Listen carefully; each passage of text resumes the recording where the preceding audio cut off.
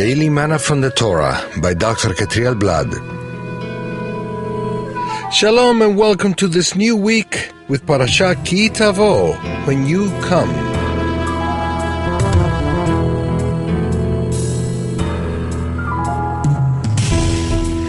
This verse Aliyah is found in the book of Deuteronomy chapter 26 from verse 1 to verse 11, and today we'll be covering verse 7. Then we cried out to the Lord, the God of our fathers, and the Lord heard our voice and saw our misery, toil, and oppression. Why do we have to cry out to the Eternal? The Eternal listens to the prayers of those who seek Him sincerely. However, there are situations men may go through which require more than one prayer and a special out-of-the-ordinary prayer. There are moments in which men need to cry out to heaven to get an answer to his prayer, and especially if he is under oppression caused by spiritual powers in the air, or even inside him. The sons and daughters of Israel were oppressed, not only by political but also by spiritual powers, for 400 years. Deliverance from that oppression was not an easy thing.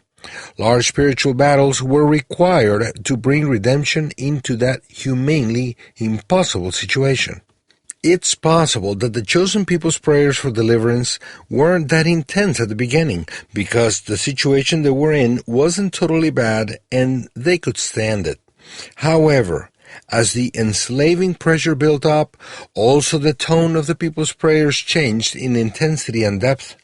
Their cry to heaven was stronger, and there was a moment in which the clamor was heard in heaven in a decisive way. There is a moment when a man's cry breaks through certain limits and breaks spiritual barriers. And in those moments, his prayer has a much more powerful effect in the air. The scripture teaches us that a clamor is necessary to obtain answers to certain prayers. The Hebrew word used in this text to cry out is tzak, and it has to do with a loud and strong cry, many times a result of a deep anguish, the kind one feels when facing a threatening great danger. In a situation of danger of death, one screams loudly and strongly. That's the kind of shout referred to here, and when that cry is accompanied by faith, it is heard in heavens. Then they cried out to the Lord in their trouble, and He delivered them from their distress. Psalm 107, verse 6.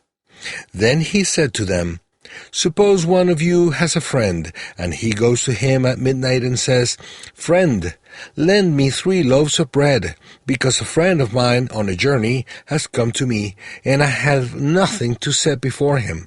Then the one inside answers, 'Don't bother me. The door is already locked, and my children are with me in bed. I can't get up and give you anything.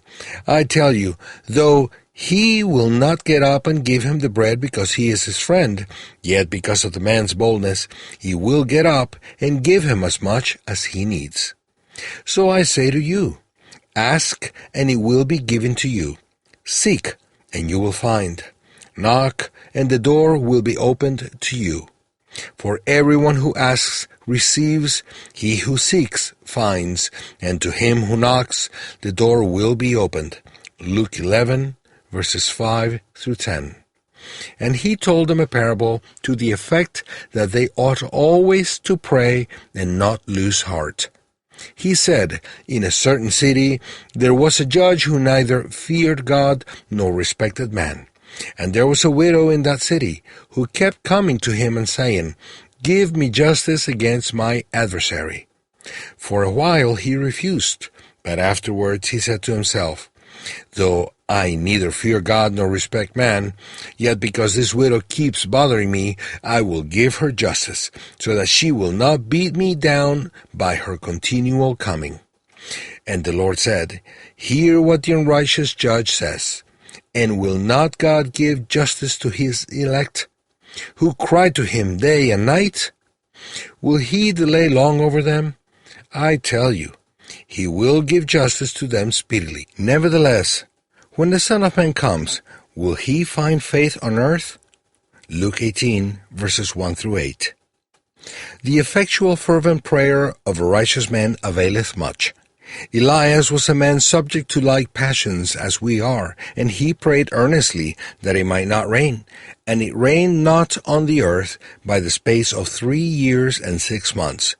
And he prayed again, and the heaven gave rain, and the earth brought forth her fruit. Yaakov, James, chapter 5, 16, part B, to verse 18. If you find yourself in a critical situation, don't be shy, but cry out to heaven. Go out to the fields or the woods, or hide your face in a pillow, or lock in your room and cry out with all your voice's strength. Shout out with faith and hope that the one who listened to the sons and daughters of Israel in Egypt will also listen to you. The one who delivered them from oppression when they cried out will also deliver you when you cry out. Cry out to heaven, and you will be heard. Shavua Tov.